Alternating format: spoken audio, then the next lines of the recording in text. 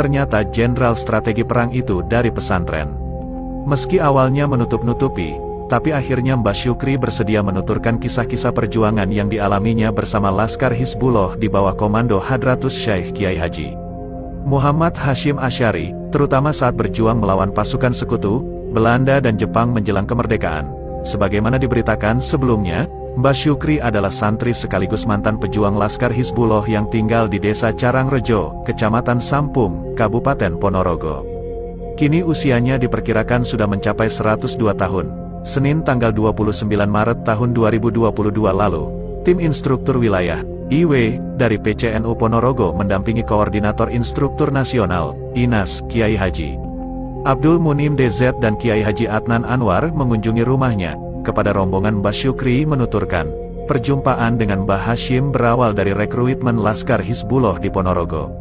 Ia mendaftarkan diri bersama dengan beberapa rekannya, seperti Mbah Kayubi, Mbah Walidu, Mbah Sadimun serta beberapa rekan lainnya.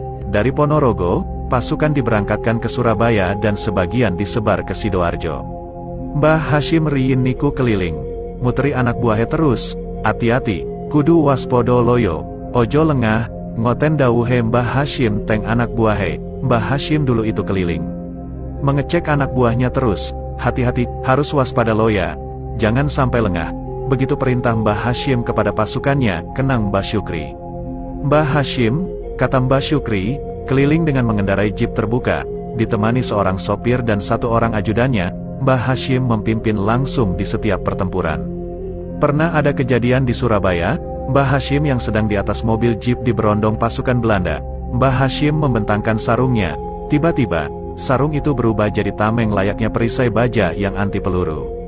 Pelurune niku gepeng-gepeng keleteng sarunge. Lo niki sanes dongeng, wong kulo ngertos piyambak. Pelurunya itu gepeng menempel di sarungnya.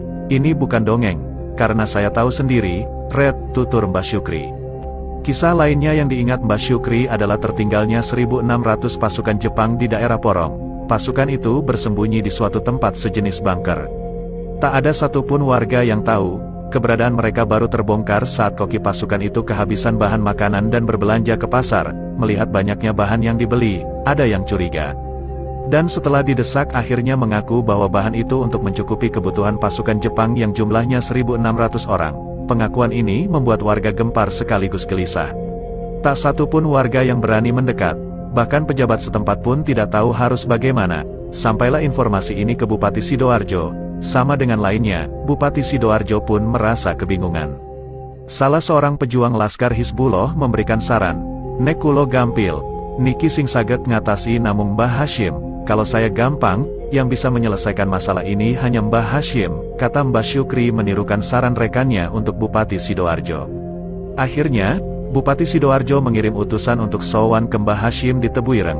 Setelah mendapat laporan, Mbah Hashim langsung meluncur ke Sidoarjo menemui Laskar Hizbullah. Mbah Hashim mengajak pasukannya untuk mujahadah membaca wirid sembari berdoa dari jam 11 siang hingga jam 11 malam.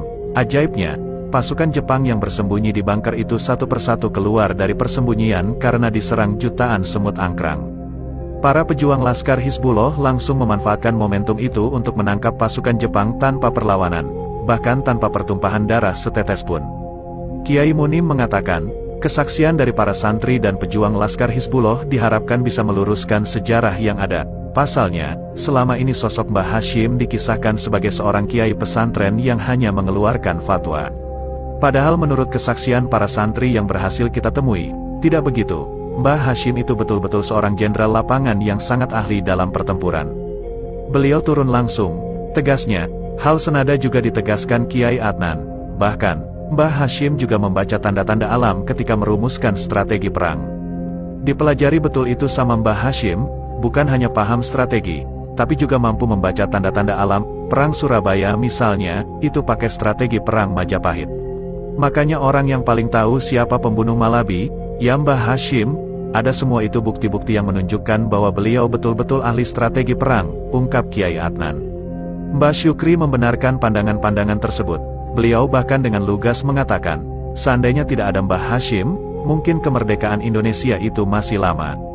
Bisa merdeka, Tapi lama, katanya, Mbak Syukri mengakhiri perbincangan dengan sebuah kalimat pendek yang cukup layak menjadi bahan renungan bagi generasi sekarang.